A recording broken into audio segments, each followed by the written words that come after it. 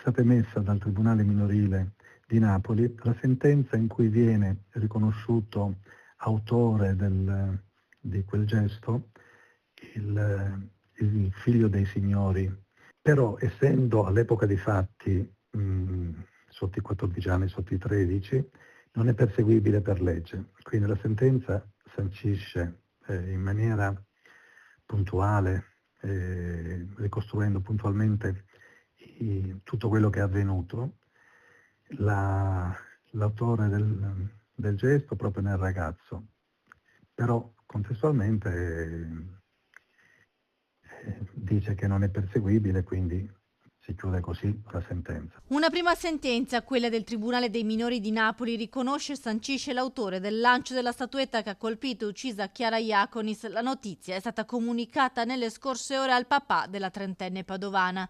A lanciare l'oggetto di Onice quella domenica di settembre, un bambino non imputabile per legge perché minore di 14 anni. Una sentenza che arriva 2 giorni dopo l'interrogatorio a Napoli dei genitori del bambino, sentiti dal pubblico ministero titolare dell'indagine. La coppia di professionisti napoletani, ritenuti responsabili di non aver vigilato sui propri figli, hanno negato qualsiasi responsabilità, raccontando invece di aver trascorso quella domenica in salotto a guardare la TV e senza mai perdere di vista i bambini che a loro dire non sarebbero mai usciti sul terrazzo.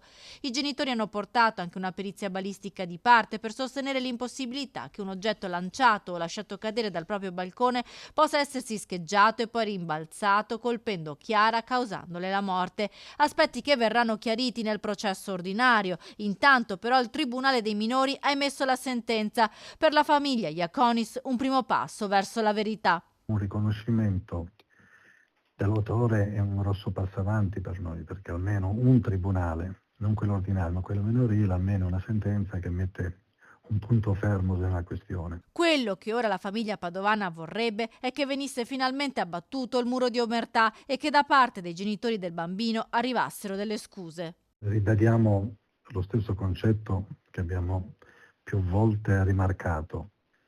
I genitori, alla luce anche di questa sentenza, dovrebbero prendere atto di quanto